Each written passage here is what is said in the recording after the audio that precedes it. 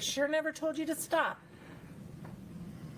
The police never directed me to do anything, and if they had told me to stop, I would have ignored them.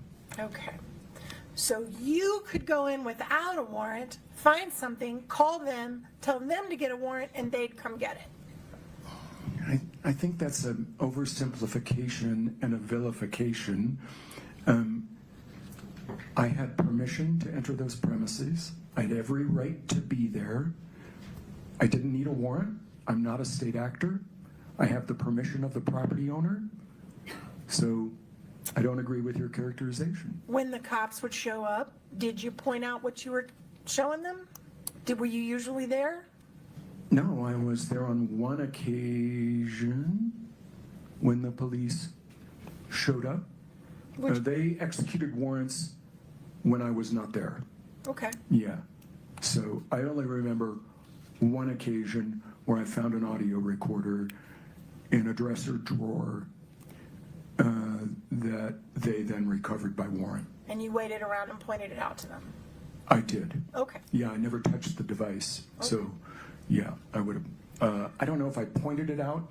I think what I did was, on that date, when I saw the recorder and recognized it for what it was, which is not easy, I just immediately withdrew. I left my audio recorder going until the police arrived. I don't recall pointing it out. I recall describing to them where it was. Okay. Thank you for that clarification. So then, there was one occasion where you found something that was a letter purportedly written by Eric called the My Princess letter. Do you remember that?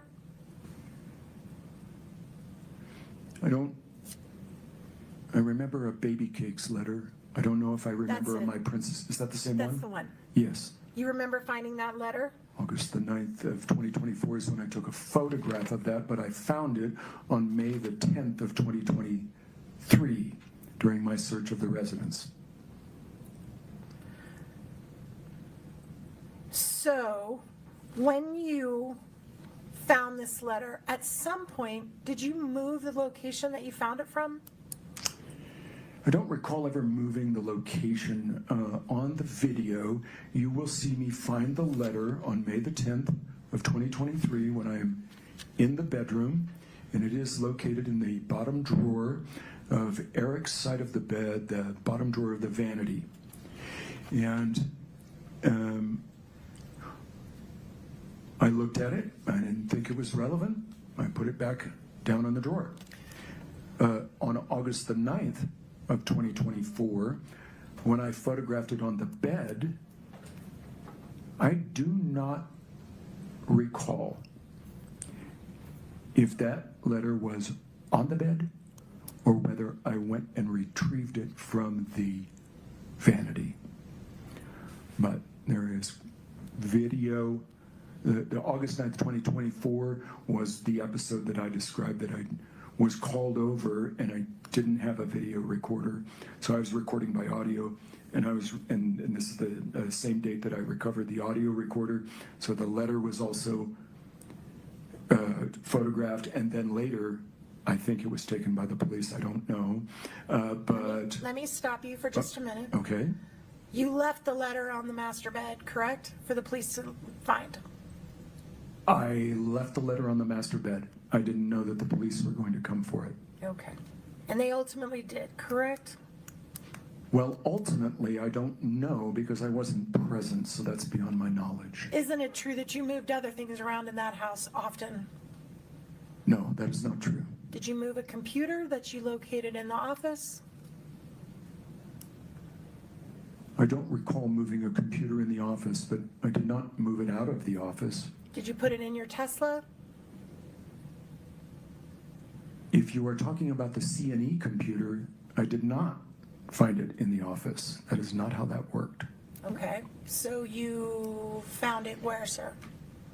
I found it in possession of my client who had taken it, who had been given it or taken it from Becky Lloyd.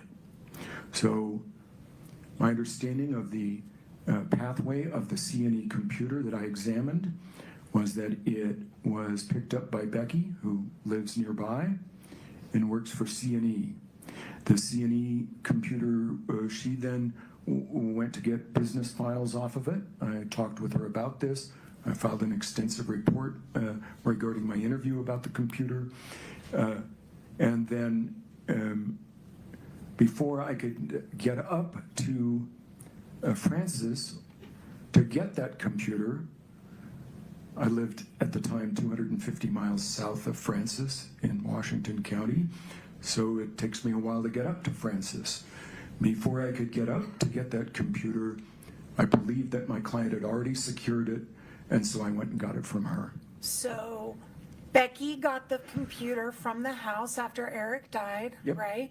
Correct. Then Becky gave it to Katie, Correct. and Katie gave it to you. Correct. And then all of that, no law enforcement ever put hands on it.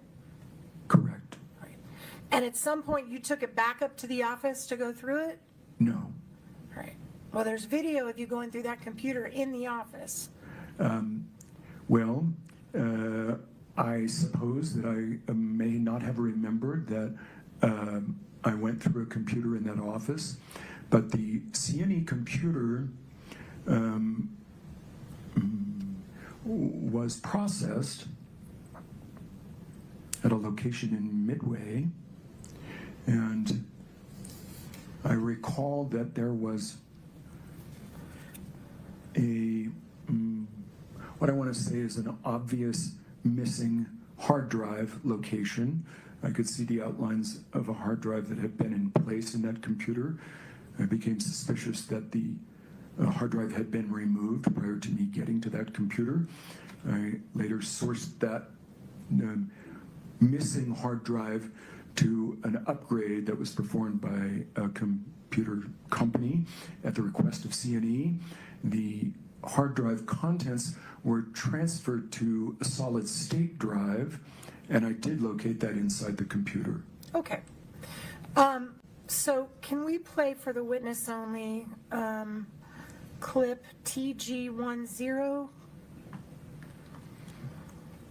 We're going to play without sound, right? Yes, sir. No sounds necessary. Okay. I'm going to kind of wait till we get to the computer part.